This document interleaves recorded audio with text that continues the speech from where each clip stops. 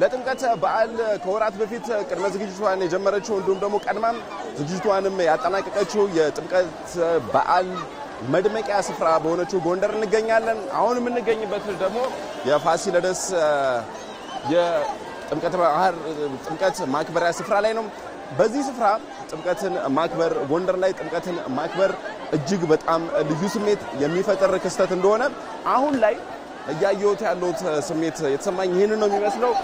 በእርግጥ ጎንደር በርካታ ቱሪስቶቿን ቀድማ ተቀብላለች። እንዲሁም ደግሞ የሀገር ውስጥም የውጭ ጎብኚዎችም በዚህ መጥተዋል። እስከ 2 ሚሊዮን የሚጠጉ ሰዎችም ነው በዚህ የጥምቀት በዓል ይሳተፋሉ፣ እንዲሁም ደግሞ እየተሳተፉ እንደሆነ የሚታሰበው። በርካቶች ግን ይህንን አይነት የጥምቀት አከባበር በማየታቸው በጣም ተደስተዋል።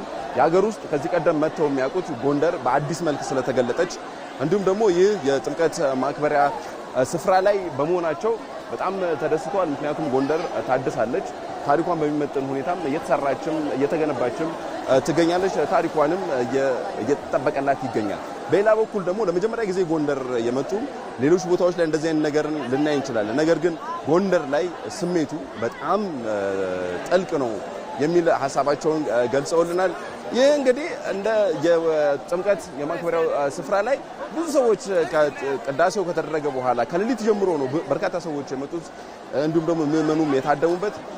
ይህ ስነ ስርዓቱ ጀምሩ ሲባል እዚህ ውስጥ መጠመቂያ ውስጥ የመግባቱ ስሜት እንዲሁም ደግሞ የነበረው እሽቅድምድም ራሱን የቻለ ልዩ ስሜት የሚፈጥር እንደሆነ ለመታዘብ ችያለሁ። ቀደም ሲል እንዳልኩት ታሪክ፣ ሃይማኖት፣ ባህል እንዲሁም ማንነት ጎንደር ላይ ጥምቀትን ስታገብሩ የምታዩት ነው። አንደኛው ብዙ ሰዎች የሚገናኙበትም ስፍራ ሆኗል። ብሔር ብሔረሰቦች እየተገናኙበት ያለው ነው። ማንነቶች እየተገናኙበት የተለያዩ ማንነቶች እየተገናኙበት ያለው ስፍራ ነው። ስለዚህ ጎንደር በእውነትም የኢትዮጵያ አንድነት አስተሳሳሪ ማገር መሆኗንም እኔ ለመታዘብ ችያለሁ። በርካቶች ቱሪስቶች መጥተዋል። እንዲሁም ደግሞ ከሀገር ውስጥ የተለያዩ ብሔር ብሔረሰቦችም ደግሞ እዚህ የጥምቀት በዓልን ለመታደም ችለዋል። ስሜቱ ግን በጣም ልዩ መሆኑን እኔ ለመታዘብ ችያለሁ። በጣም ደስ ይላል።